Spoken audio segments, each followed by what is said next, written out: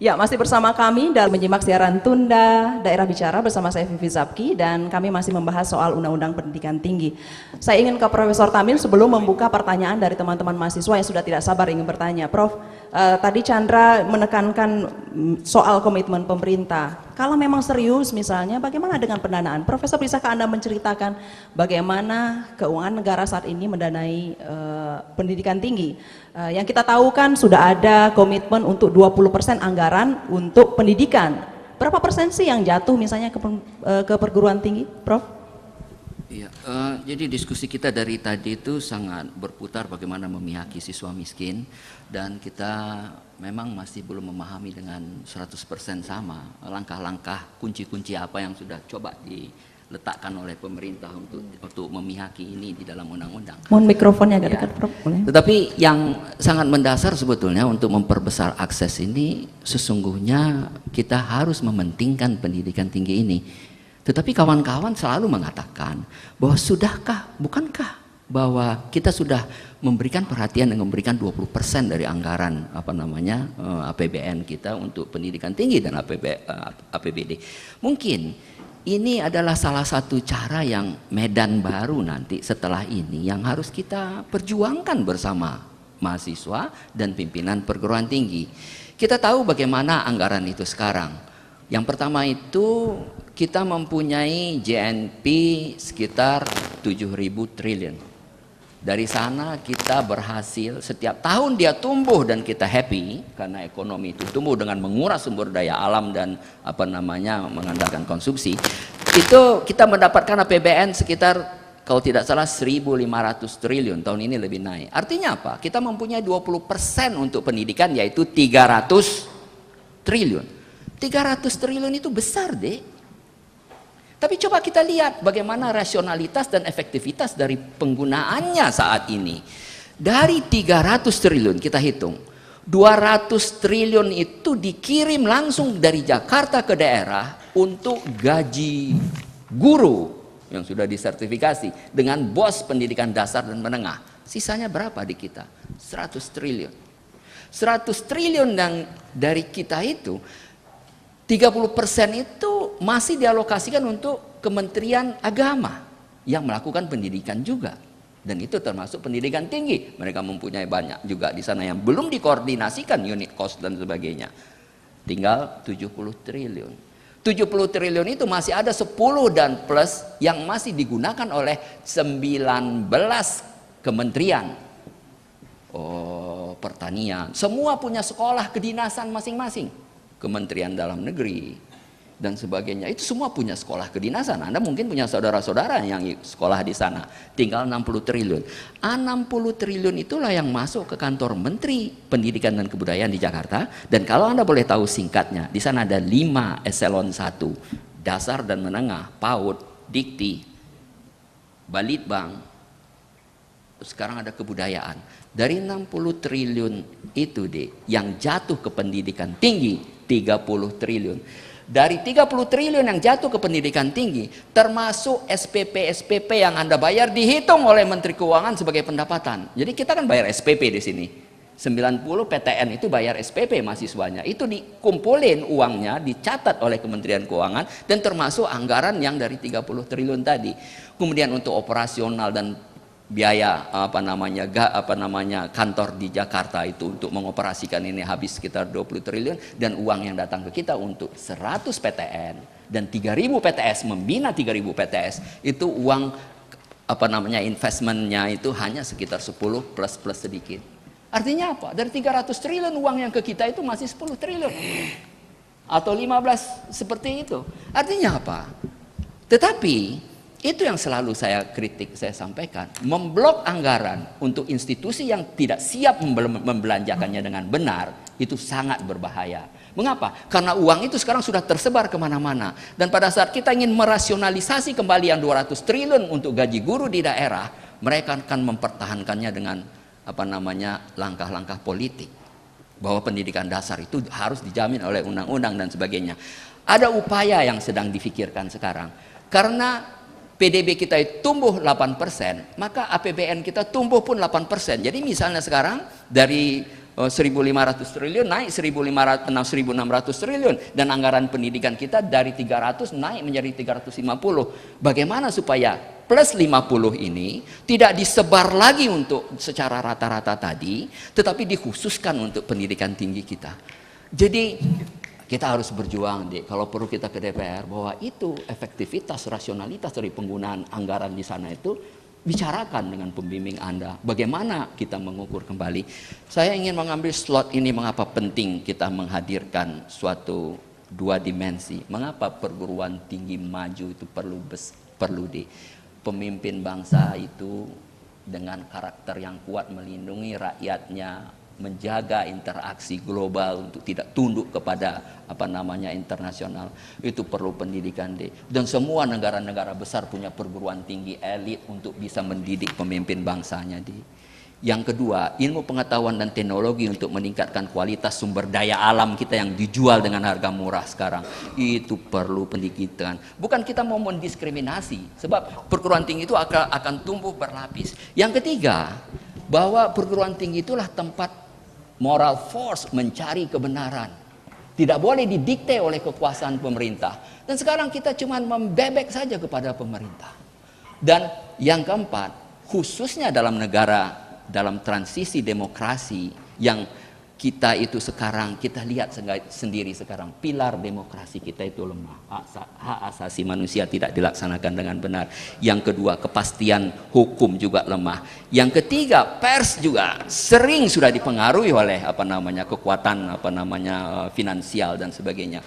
Perguruan tinggi harus hadir untuk dapat melengkapi pilar demokrasi. Kita menghendaki perguruan tinggi yang mampu menghasilkan pemimpin pemimpin bangsa kita. Kita juga, kalau Anda tahu, kita memerlukan pemimpin itu sangat luas, 500 kabupaten, 33 provinsi, dan apalagi pemerintahan di pusat. Dari mana datang pemimpin nasional yang mempunyai karakter kuat, mampu melindungi rakyatnya, tidak didikte untuk kepentingan-kepentingan asing seperti sekarang. Itu yang diperlukan.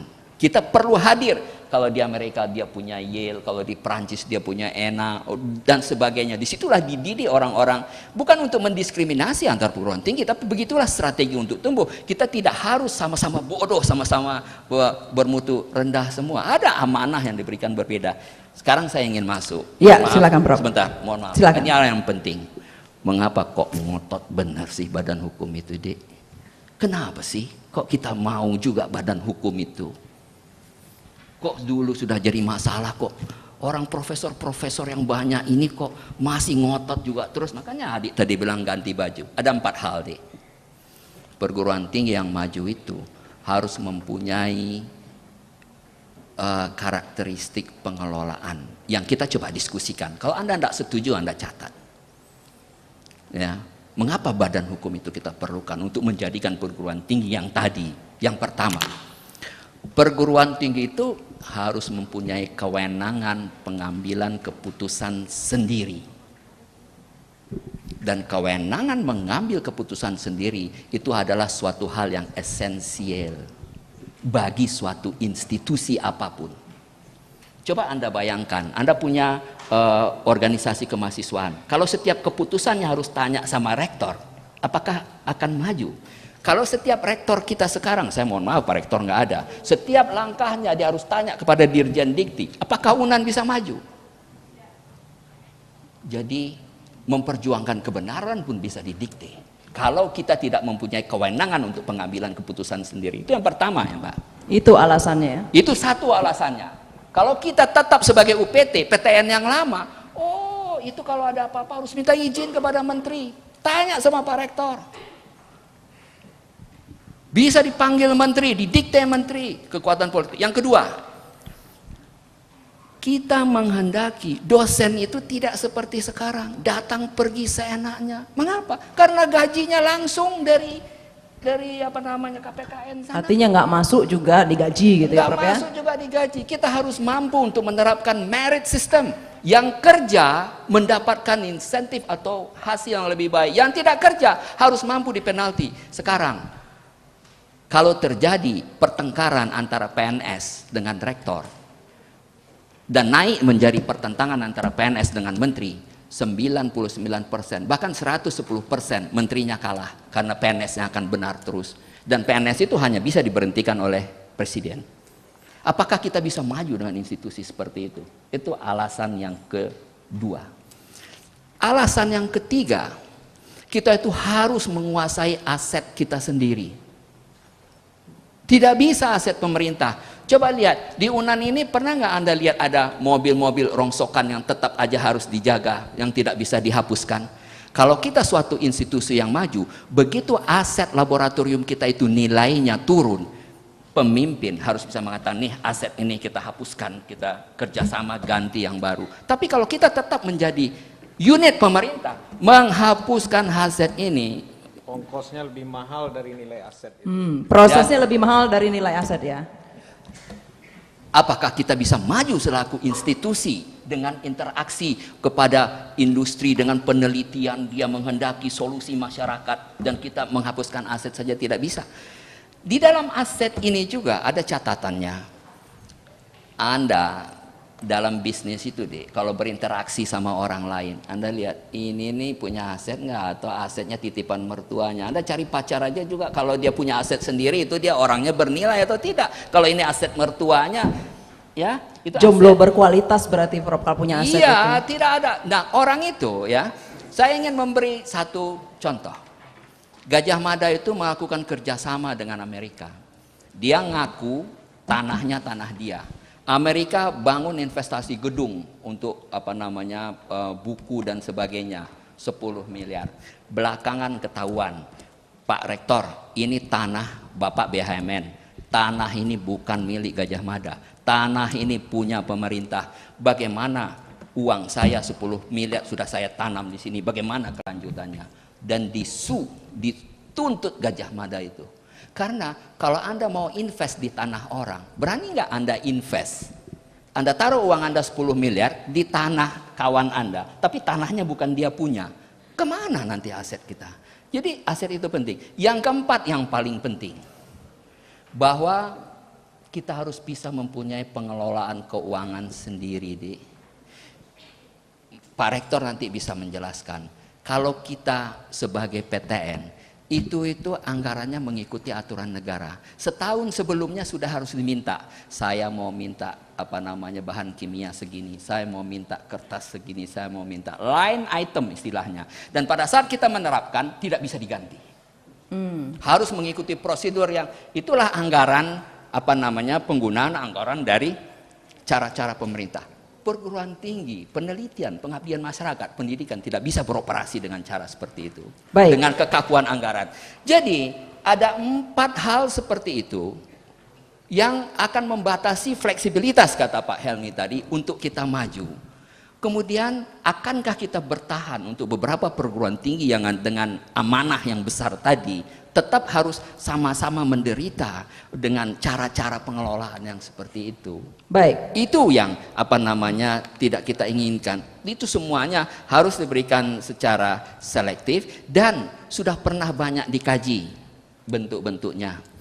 Bagaimana kalau tetap di dalam? Tidak bisa, karena harus ikut aturan keuangan. Sekarang dijadikan perusahaan jawatan dengan fleksibilitas yang 4 tadi. Kalau perusahaan jawatan, namanya saja perusahaan. Perusahaan itu cari untung. Tidak juga. Akhirnya untuk memenuhi itu salah satu bentuk yang ketemu, yaitu badan hukum. Tapi kalau adik-adik mengatakan, Pak saya sudah nggak senang badan hukum, carikanlah mekanisme yang kita bisa mempunyai syarat yang 4 tadi, tetapi tidak usah badan hukum, tidak apa, tapi tidak ketemu. Dan itu sudah menjalur studi yang sangat mendalam.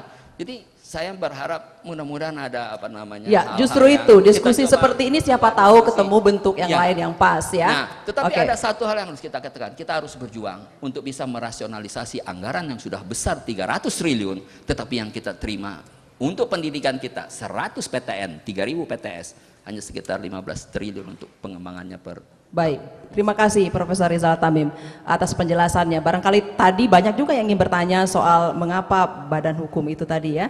Nah, saya ingin membuka pertanyaan, ruang pertanyaan bagi teman-teman yang ingin berdiskusi. Silakan kita tampung 2 dulu, habis itu kita tampung berikutnya 2 lagi. Waktu kita masih panjang, sekitar 1 jam lagi untuk diskusi. Jadi silakan yang sudah pegang mikrofon duluan, mohon maaf ya sudah pegang mikrofon, udah ngetek duluan dia. Silakan pertanyaannya. Mohon kalau bisa ringkas, bisa biar teman-teman lain juga dapat kesempatan ya. Silakan nama, fakultas. Oke, bismillahirrahmanirrahim. Assalamualaikum warahmatullahi wabarakatuh. Nama saya Afif, saya dari UIN Syarif Hidayatullah Jakarta, alumni. Ya. Saya sedikit ingin menyatakan kepada Profesor bahwa saya sedikit pernyataan bahwasanya mahasiswa miskin itu lebih kritis, Prof. Mahasiswa miskin itu lebih kritis dan tidak bisa menerima yang namanya apapun ketetapan yang tidak jelas. Kenapa saya bilang tidak jelas? Pernyataan profesor tadi itu ada sedikit yang mengganjal dalam hati saya. Karena saya pernah, mohon maaf, bukan saya membesarkan diri saya pernah menyelamatkan beberapa mahasiswa terhadap pembiayaan kuliah dengan jaminan ijazah saya. Dan sebelum itu lunas, ijazah saya tidak bisa keluar. Itu terjadi. Satu lagi, alasan pembiayaan pada pasal 85 ayat 2 tersebut sangat menjadi pasal karet, Prof. Karena mahasiswa miskin, banyak orang miskin yang menjadi orang hebat. Banyak orang miskin jadi orang hebat. Atau mungkin profesor tidak dari orang miskin dan bisa keluar ke luar negeri. Karena gini, Prof, berapa banyak orang miskin itu yang kritis jadi orang hebat. Dan dia bisa mengatakan, mengangkat tangan kirinya, yuk kita berjuang. Satu itu. Dan yang kedua, bantuan uang kuliah tersebut hanya dalam teori otak. Dan sekali lagi saya bilang, itu hanya menjadi gontok-gontokan di bidang teknis akademis, bukan dengan Prof. Karena apa? Nah, kamu bayar uang kuliah di bawah kok. Dan kita sering sebagai mahasiswa itu dibentrokin dengan yang di bawah, bukan dengan Prof. Prof tidak tahu dengan urusan itu. Karena apa? Bayar uang kuliah itu bukan dengan Prof. Karena apa? Langsung store bank, nggak bisa bayar, ya udah besok cuti. Karena ada beberapa mahasiswa teman saya di UNAN ini hanya makan mie untuk sehari-hari. Karena apa? Besok dia akan mau cuti. Atau besok dia akan mau cuti, tidak bisa melanjutkan uang kuliah, dan itu terjadi real. Dan saya sendiri mengeluarkan anggaran, oke, lu makan, dan besok lu tetap kuliah. Saya bicarakan hal itu karena sekarang ini aja nih, jilbab mahal-mahal, habis itu parfum wangi-wangi, pakai BB apa, besoknya makan pakai 1 ekor bada, Prof. Nasi pakai garam, dan saya itu pernah mengalami hal itu dengan teman-teman saya. Baik. Satu itu, jaminan uang kuliah diatur dalam hak sipol, dalam HAM.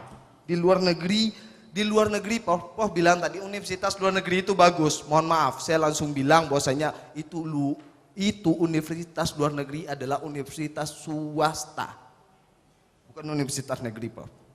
Silakan Prof bilang mana universitas negeri. Oke, terima kasih. Assalamualaikum. Terima kasih. Luar biasa ya.